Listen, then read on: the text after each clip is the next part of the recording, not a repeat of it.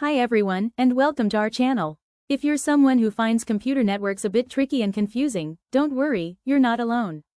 I'm one of the toppers of my college, and I've created this special computer networks series just for you.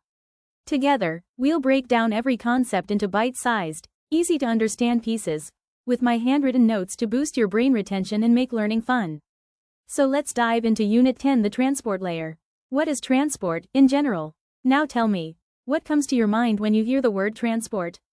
Probably something that helps you move from one place to another, right?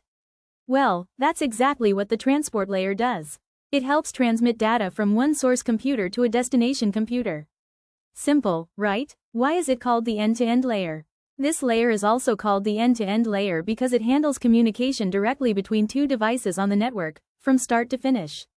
It doesn't stop midway like some other layers, it stays with your data from sender to receiver. What does it shield or hide? The transport layer also acts like a shield for the upper layers of the OSI model. It hides all the network complexity, like routing, switching, or connection types, and offers a clean, reliable communication channel to the application layer above. How does it ensure reliable delivery? Whether you're on Wi-Fi, LAN, or mobile data, the transport layer ensures your data is delivered accurately, delivered in order, delivered without duplication or loss.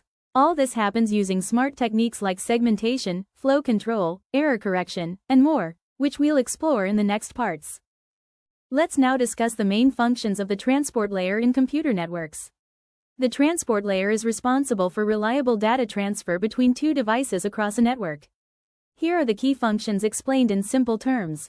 1. Segmentation and reassembly. The transport layer takes large data from the application layer and breaks it down into smaller units called segments.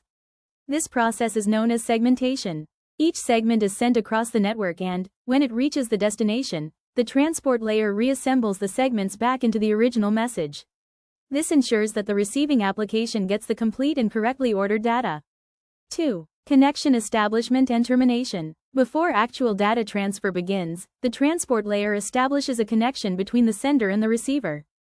This is called connection establishment. It ensures that both devices are ready and synchronized for communication. In the case of TCP, this is done using a process known as the three-way handshake, which involves the exchange of SYN and ACK signals. Once the data transfer is complete, the connection is properly closed using connection termination. This prevents data loss and ensures that resources are released safely. 3. Error detection and correction. During data transfer, some segments may get corrupted due to noise or other issues in the network. The transport layer adds error-checking information to each segment, often in the form of a checksum. The receiver verifies the checksum. If the data is incorrect or missing, it can request the sender to retransmit the affected segment.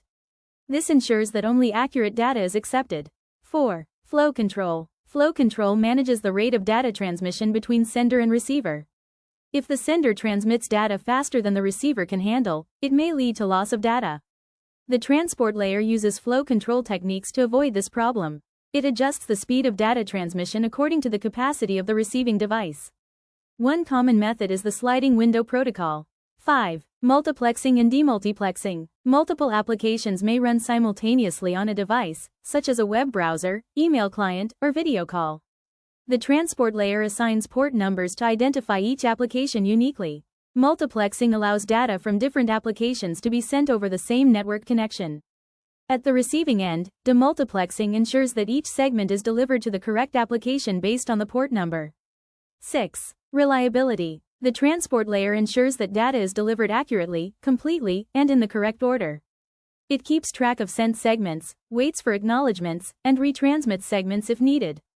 Protocols like TCP provide this reliability by using sequence numbers and acknowledgements. This guarantees that data is not lost, duplicated, or delivered out of order.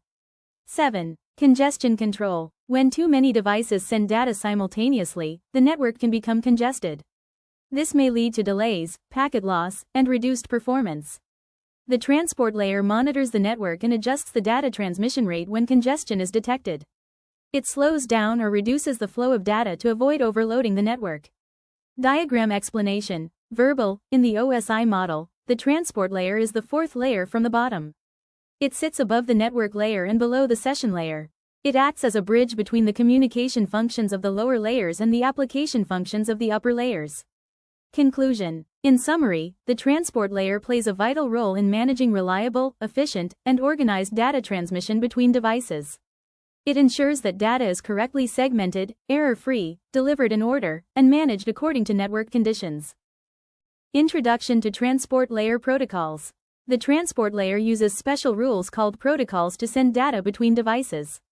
These protocols decide how data will be sent, how errors will be handled, and how the connection will be made or closed. The two most important transport layer protocols are TCP, Transmission Control Protocol, UDP, User Datagram Protocol. Both help to send data from one device to another, but they work in different ways. 1. Transmission Control Protocol, TCP. TCP is a connection-oriented protocol. This means it first creates a proper connection between sender and receiver before sending any data. It makes sure that data is sent completely. Data arrives in the correct order. If something is missing or broken, it is sent again. TCP is slow but reliable. It checks everything and waits for confirmation after sending each part of the data. TCP is used in applications where accuracy is very important, like browsing websites, HTTP, HTTPS, sending emails, SMTP, file transfer, FTP. TCP is like sending a registered courier. You get a receipt, and the sender is told when it is delivered.